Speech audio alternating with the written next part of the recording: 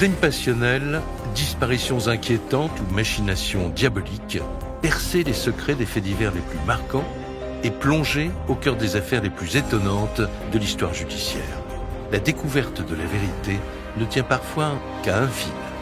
Bienvenue dans Chroniques criminelles. Dans cet épisode, l'affaire du double meurtre d'El Segundo. Pour ce podcast inédit, je vous propose de traverser l'Atlantique, direction les États-Unis. Le drame se déroule à la fin des années 50 à El Segundo, dans la banlieue de Los Angeles.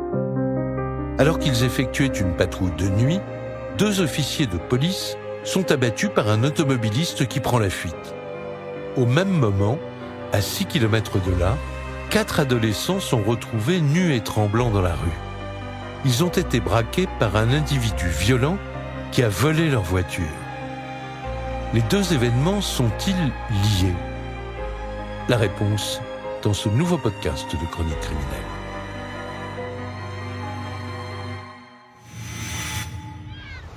El Segundo, en Californie du Sud, non loin de Los Angeles. Avec ses palmiers, la petite ville en bord de Pacifique a des allures de paradis. Sous ses airs de carte postale, rien ne laisse deviner qu'un soir paisible de juillet 1957, un terrible drame l'a marqué à jamais.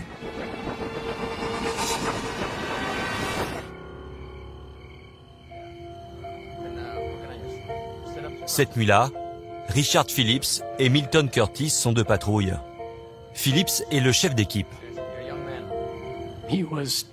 Il avait 28 ou 29 ans. Il avait rejoint la police depuis un peu moins de 2 ans. Il était marié, il avait 3 enfants en bas âge. C'était un très bon tireur. Il faisait partie de la brigade de tireurs d'élite qui représentait les services de police. Curtis, lui, n'est patrouilleur que depuis 3 semaines. Milt Curtis avait 25 ans. Il était marié et il avait 2 jeunes enfants. Ils avaient tout pour eux. Ils aimaient tous les 2 leur métier. C'est tout ce à quoi ils aspiraient. Ce soir-là, comme à chaque fois, il se positionne à une intersection et jette un œil aux alentours. Comme toujours, la nuit est calme dans la petite ville. Phillips et Curtis bavardent tranquillement tout en surveillant la circulation sur le carrefour. Au commissariat, c'est Bernie Bengasser qui est de permanence, en liaison radio avec les policiers sur le terrain. Pour une nuit ordinaire, on avait 2 voitures en patrouille. L'une qui circulait au nord de la ville et l'autre au sud.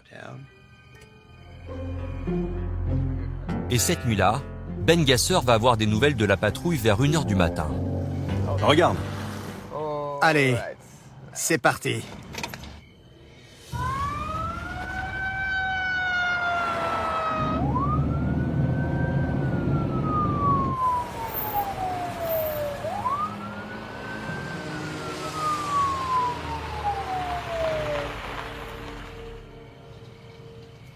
Curtis, transmets par radio la plaque d'immatriculation. compris. Papier du véhicule. Ici le central, j'écoute Curtis. J'ai une plaque d'immatriculation. Vas-y. Curtis m'a demandé de vérifier si la voiture n'était pas volée ou recherchée. Alors que Phillips est en train de verbaliser le chauffard, l'autre patrouille passe. Phillips leur fait signe que tout va bien. Mais 1 seconde plus tard, la situation dérape. Policier à terre, il nous faut une ambulance. Je suppose que c'était Phillips. J'ai reconnu sa voix. Il nous faut une ambulance. La patrouille qui vient de le croiser répond tout de suite à l'appel à l'aide.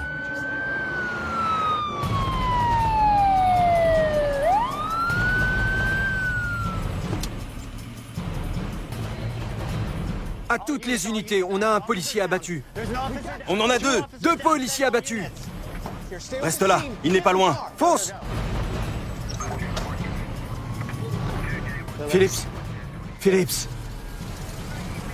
On a besoin de toutes les unités possibles.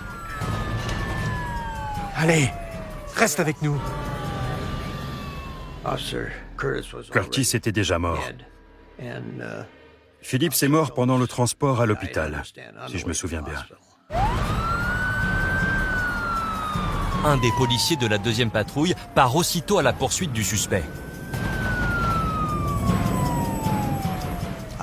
Suspect en vue au croisement de Rosecrans et Flournoy Road. Bien reçu. Toutes les unités disponibles dans un rayon de 15 km sont en chemin. La traque est lancée. Les policiers retrouvent rapidement la voiture du tueur. Mais il a abandonné et il s'est enfui à pied avec son arme.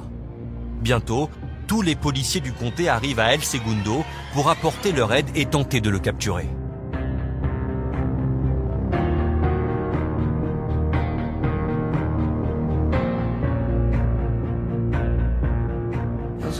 Ce soir-là, il y avait des lumières dans toute la ville. Des voitures partout. Les policiers frappaient aux portes, ils inspectaient les jardins et ils se démenaient pour trouver ce type.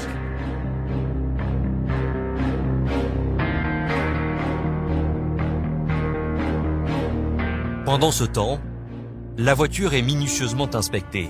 L'arrière est criblé d'impacts de balles apparemment tirés par Phillips.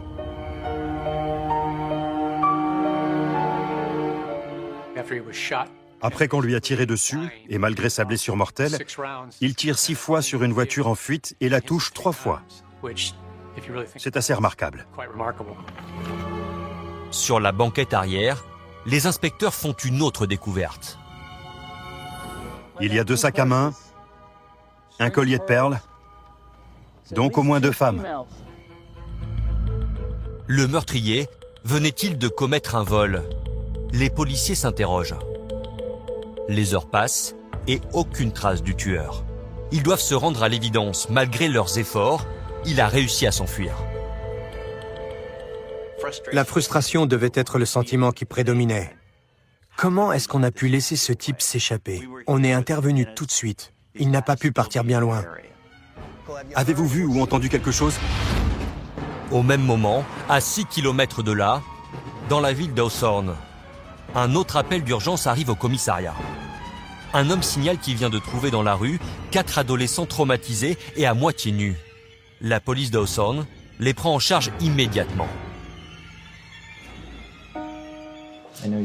Je sais que cette soirée a été très traumatisante.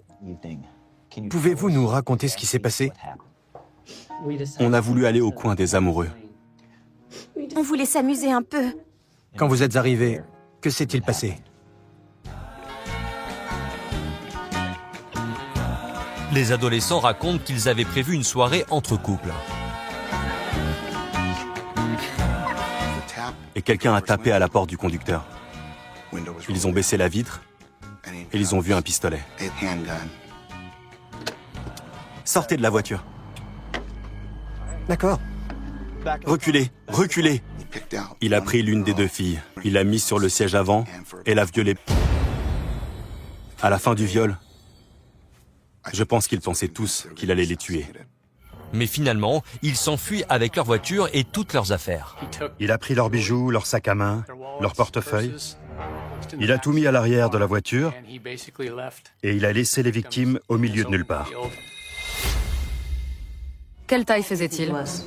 Malgré le traumatisme, les adolescents réussissent à décrire précisément leur agresseur.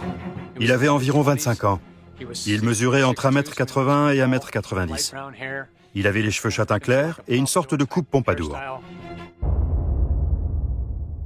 Les portraits robots réalisés grâce aux témoignages de chacun sont très ressemblants. Les inspecteurs d'Hawthorne disposent maintenant d'un élément précieux pour tenter de retrouver leur agresseur. Ils lancent aussitôt un avis de recherche pour viol et vol de voiture. Et là, ils découvrent avec surprise qu'ils ne sont pas les seuls en quête de cet homme. Ça donne quoi? Tu vas pas me croire. C'est la voiture du double homicide à El Segundo. Les inspecteurs sont stupéfaits. On dirait bien que l'agresseur des adolescents est aussi le tueur des 2 policiers. En une nuit, l'homme a violé, volé et tué par 2 fois sans se faire prendre. Comment est-ce possible? Les enquêteurs espèrent que la voiture va parler. Ils font appel à l'un des meilleurs experts en empreintes digitales. À l'époque, on appliquait de la poudre noire sur une surface et on voyait l'empreinte apparaître. Car dès qu'un doigt touche une surface, il laisse une empreinte latente. Ensuite, on utilise de l'adhésif. L'adhésif sert à transposer l'empreinte sur un support en carton afin de la préserver. En effet, plusieurs empreintes sont retrouvées sur le volant. Mais plusieurs personnes l'ont touché ce soir-là. Le jeune qui conduisait la voiture avant l'agression, les agents qui ont inspecté l'habitacle ensuite. Pour retrouver celle du tueur, les enquêteurs vont devoir faire le tri. On a pris les empreintes des adolescents, des policiers, de tous ceux qui avaient pu être en contact avec le véhicule. Et on a éliminé ces empreintes. Un travail de fourmi qui va porter ses fruits. Une fois écartées toutes celles qui ont été identifiées, il reste bien 2 empreintes suspectes sur le volant. Mais pour savoir si ce sont celles du tueur, il faut pouvoir les comparer. Alors les enquêteurs mettent les moyens pour tenter de retrouver le fuyard. La ville est bouclée pendant plusieurs jours et quiconque ressemble au portrait robot doit faire relever ses empreintes. Puis, elles sont comparées à celles du suspect. Mais rien, aucune correspondance n'est trouvée. Pendant ce temps, le rapport d'autopsie des 2 policiers arrive sur le bureau des enquêteurs. Et il révèle un nouvel élément. Curtis et Phillips ont été tués par une arme de calibre 22. Seulement pour l'instant, l'arme et le tueur sont introuvables. Tous les policiers faisaient plus que leurs heures. On n'a pas demandé à ce que nos heures supplémentaires soient payées. Tout ce qu'on voulait, c'était identifier et attraper le suspect.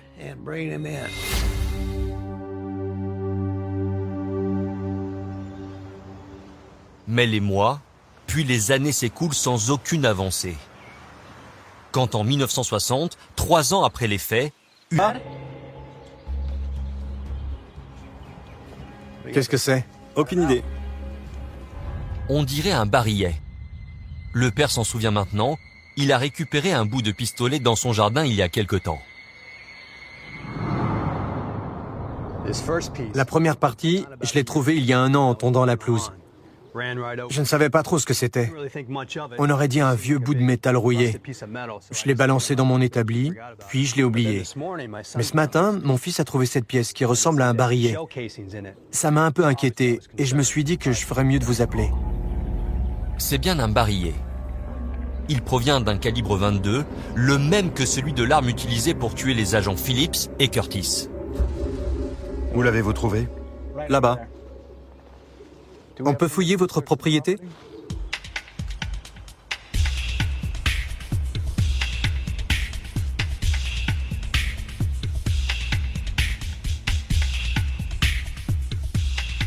J'ai trouvé quelque chose. L'un des inspecteurs a retrouvé le percuteur d'un pistolet. Un autre élément de l'arme découverte. 3 ans après le meurtre, les policiers viennent-ils enfin de mettre la main sur l'arme du crime? Pour le savoir, ils confient le pistolet en morceaux à un expert. Regardez si ça correspond à l'arme qui a tué Phillips et Curtis il y a 3 ans. Je vais voir ce que je peux faire. Il a retiré les cartouches de calibre 22 et il a découvert qu'elles correspondaient à celles retrouvées dans le corps des policiers au cours de l'autopsie. Mais pour déterminer si c'est bien l'arme du crime, il faut procéder à des analyses balistiques plus poussées. Une fois l'arme remontée et testée, elle est donc envoyée pour analyse. Quelques semaines plus tard, les résultats tombent. Il s'agit bien de l'arme qui a tué Phillips et Curtis. Une avancée majeure dans l'enquête, car pour les policiers, le fait que l'arme ait été démontée avant d'être jetée est un indice capital. C'était un pistolet H&R calibre 22. Visiblement, le suspect a voulu que l'arme du crime soit dure à retrouver. Et si quelqu'un prend le temps de briser une arme en plusieurs morceaux alors qu'on lui court après, c'est que c'est lui qui a acheté l'arme. Si ce n'était pas le cas, ça ne servira à rien. Donc le FBI et le bureau du shérif ont inspecté cette arme. Et c'est là que l'affaire a repris. Car sur l'arme, le numéro de série est bien visible. Grâce au numéro de série, on peut savoir d'où vient une arme et où elle a été achetée. Une piste qui conduit les enquêteurs à plus de 2500 km d'El Segundo, en Caroline du Sud. Je peux vous renseigner? C'est une arme achetée ici qui nous amène. Vous avez le numéro de série? Oui.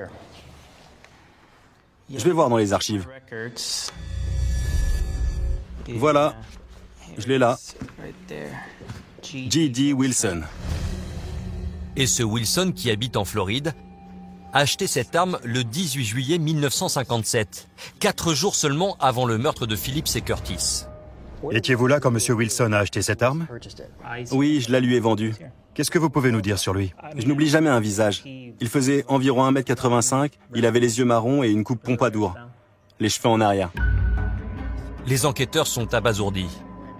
Non seulement le vendeur leur a donné le nom de l'acheteur, mais en plus, il a une excellente mémoire visuelle. Aussitôt, il lui montre le portrait robot réalisé grâce au témoignage des 4 adolescents. Si vous le croisiez, vous le reconnaîtriez? Oui. C'est lui là. Les enquêteurs viennent enfin de découvrir un élément déterminant. Le suspect qu'ils traquent depuis 3 ans est passé en Caroline du Sud en 1957. Peut-être a-t-il laissé d'autres indices derrière lui. Quand ils sortent de la boutique d'armes, ils se disent « Si le mec était de passage, où est-ce qu'il dormirait ?» Et là, ils voient une auberge de jeunesse à un pâté de maison. Du coup, ils vont jeter un œil. Ils n'ont rien à perdre. Bonjour. Bonjour, on cherche des informations sur un homme qui aurait pu séjourner ici en juillet 1957. Vous avez un registre ou quelque chose d'autre? Oui, je vais vous le chercher. Ils ont examiné le registre et ils ont vu qu'un certain George D. Wilson avait dormi ici la nuit du 17 juillet. C'est Wilson qui a écrit ça ou c'est un employé? On laisse tous les clients remplir eux-mêmes ces papiers. Les enquêteurs font carton plein. Ils ont le nom de leur suspect, son adresse, et maintenant un échantillon de son écriture. De quoi se lancer de nouveau à ses trousses. Mais ils apprennent qu'aucun Wilson n'a jamais vécu à l'adresse indiquée. Ils doivent élargir leurs recherches. La police a commencé à rechercher tous les G.D. Wilson. Et je vais vous dire un truc. Il y en a un paquet des G.D. Wilson. C'était un boulot monstre. On a passé au peigne fin tous les États du pays. Certains sont trop jeunes, d'autres trop vieux, ou alors leurs empreintes digitales ne correspondent pas à celles du suspect.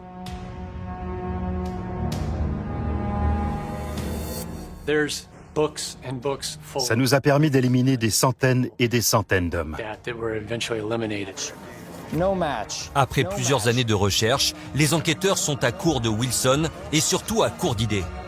Pas de correspondance, rien. C'est pas qu'on avance lentement. C'est qu'on est au point mort.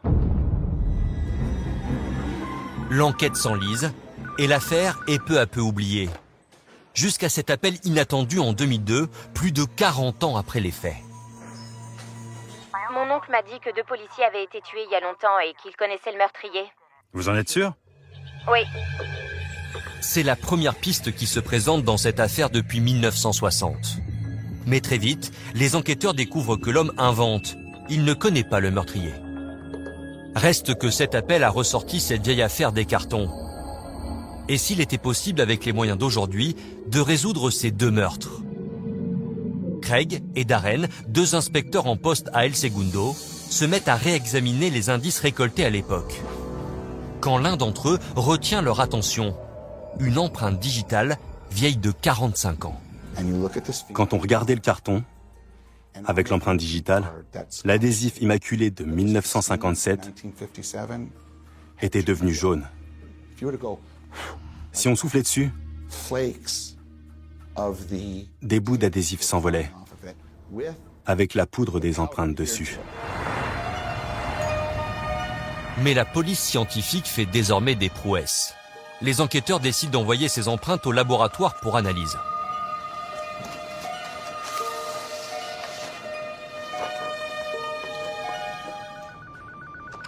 Cleary, j'écoute. Je vous appelle pour le tueur de policiers. Oui, dites-moi. On a une correspondance. Vous avez un nom? On apprend que le suspect se nomme Gerald Mason, qu'il habite à Columbia, en Caroline du Sud. Il a 68 ans, il est blanc, il mesure 1m92 et il pèse environ 90 kilos.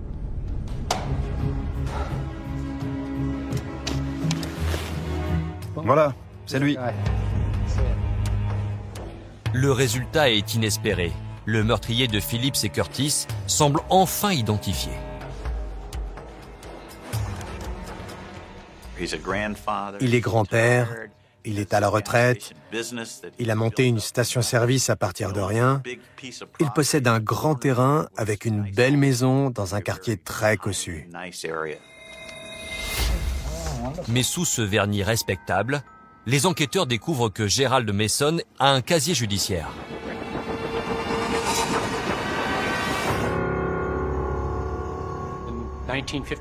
En 1956, le suspect s'est introduit dans une entreprise.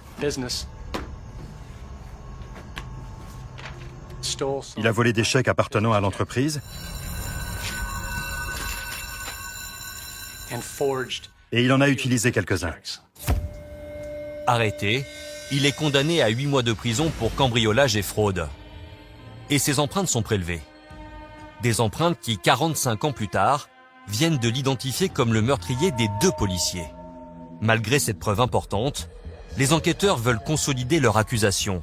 Or, dans le dossier d'enquête, ils ont aussi l'échantillon d'écriture retrouvé à l'époque sur le registre d'un hôtel de Caroline du Sud, au nom de G.D. Wilson. Ils décident de comparer cette écriture à celle de Gerald Mason. On s'est procuré un formulaire que M. Mason avait rempli pour passer son permis de conduire. On avait en notre possession un échantillon d'écriture provenant d'un formulaire de l'hôtel où le prétendu G.D. Wilson avait séjourné. Et on a amené les 2 chez le graphologue de la police pour qu'il les examine. Entre les 2 noms, on a 8 lettres en commun. Il écrivait principalement en lettres majuscules, mais il faisait certaines lettres en minuscules et c'était toujours les mêmes. Regardez la ligne au milieu du S. Et regardez le G. On pourrait presque superposer les 2 signatures.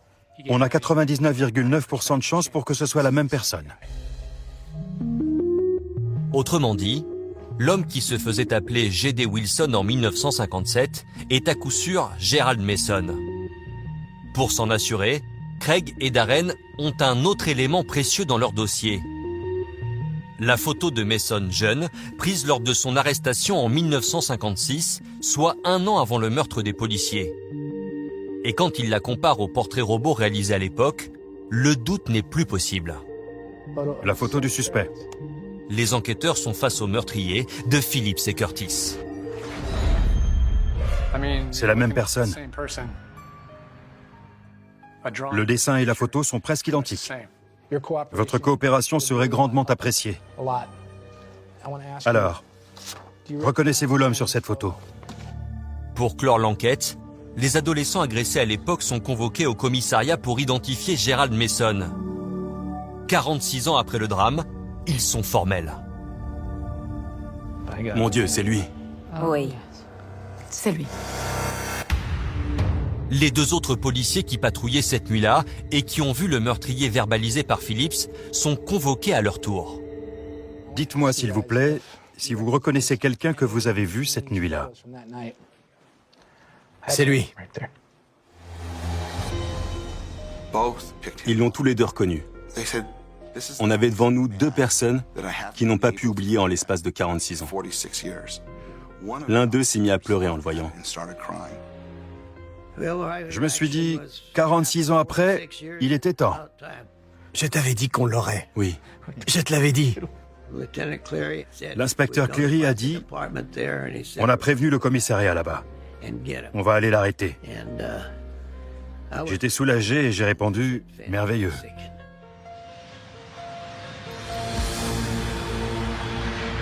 Le 23 janvier 2003, tous les policiers qui ont enquêté sur le meurtre de Phillips et Curtis débarquent chez Gerald Mason. Et ils ne sont pas seuls. Le SWAT de Caroline du Sud est également présent, au cas où. On ne savait pas à qui on avait affaire ou comment il réagirait. S'il avait tué des policiers en 57, il pouvait recommencer.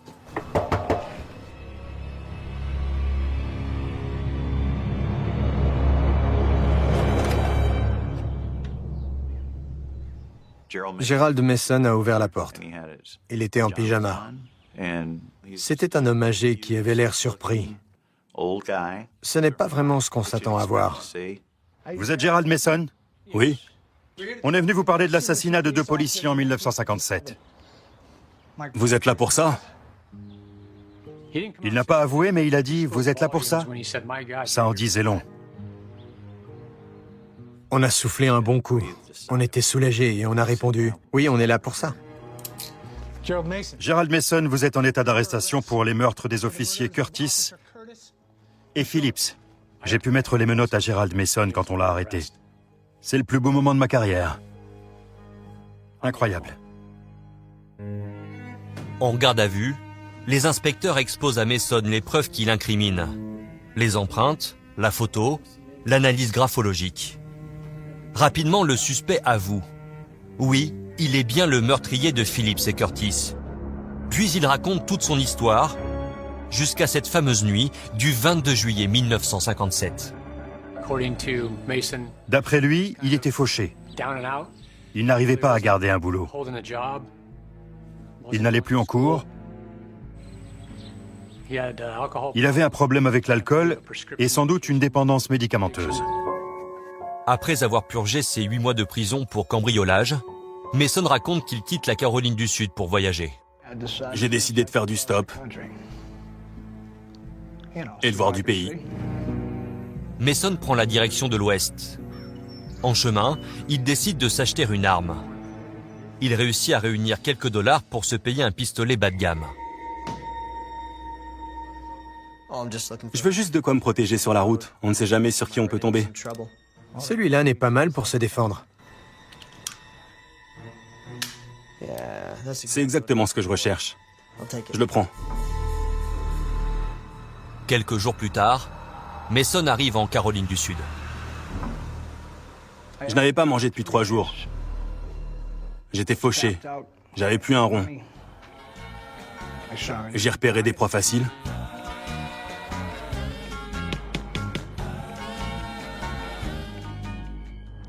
Sortez de la voiture. D'accord? Sortez tous. À l'arrière aussi.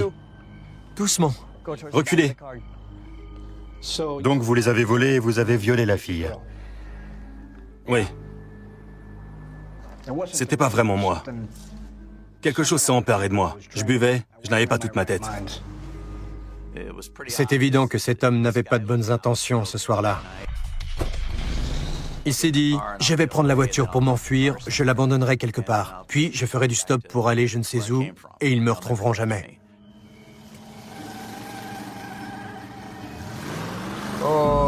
Allez, c'est parti. Ce qu'il n'avait pas prévu, c'est de se faire arrêter par la police. Et quand il s'est fait arrêter, il n'a pas pensé que c'était pour avoir grillé un feu rouge. Il pensait qu'on le recherchait pour ce qu'il venait de faire. Ne bougez pas, monsieur. Papier du véhicule. Quand Phillips a sorti son carnet et qu'il s'est appuyé sur la voiture pour dresser le PV, Mason s'est dit que c'était le bon moment pour sortir de ce pétrin.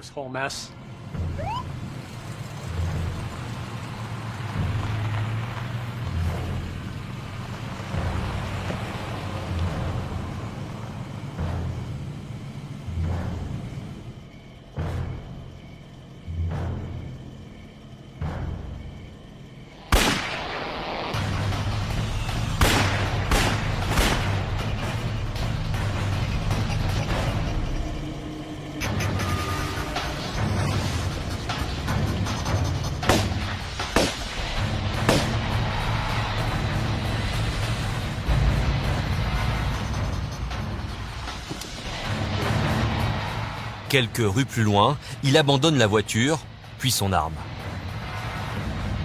Il a démonté l'arme et l'a jetée dans le jardin quand il est passé en courant.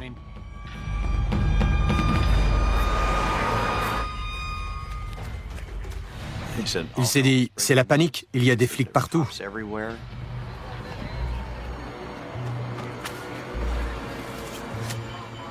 Il frôlait les buissons dans lesquels j'étais caché. Ils étaient à quelques centimètres de moi. Il s'est dit, je suis sûr qu'ils vont me trouver et m'envoyer en prison. mais il arrive à leur échapper. Le meurtrier se réfugie alors en Caroline du Sud.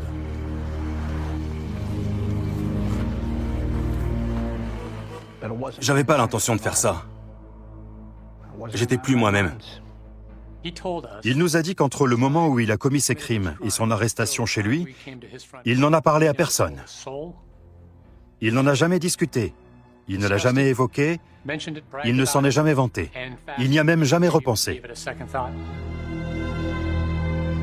Il continue sa vie, se marie, a des enfants, devient grand-père. Les années passant, il finit par se croire définitivement sorti d'affaire. Alors quand débarque la police d'El Segundo et le SWAT de Caroline du Sud, il est très surpris.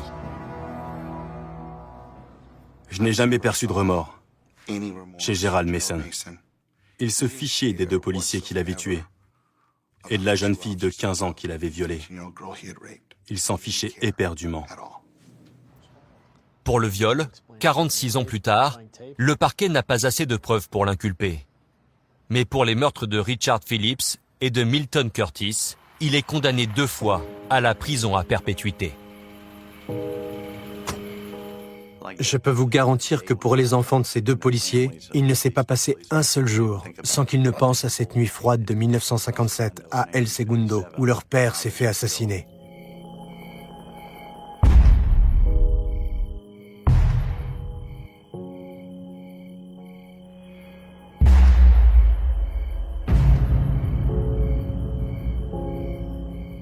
Aujourd'hui, on a pu apporter des réponses à leurs questions et on a pu leur assurer que la personne responsable de tout ça allait payer. Qu'elle allait payer avec ce qu'il restait de sa vie.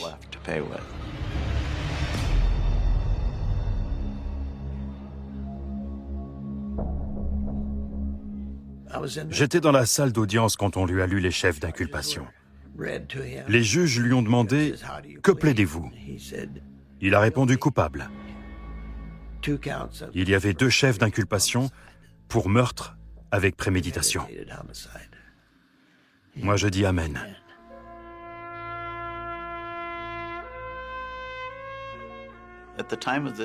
Quand on a résolu l'affaire, on a appris que c'était la plus vieille affaire classée jamais résolue par la police de Californie. Le fait d'avoir fait partie de l'équipe ayant élucidé cette affaire longue et difficile, c'était plus gratifiant que résoudre n'importe quelle autre enquête.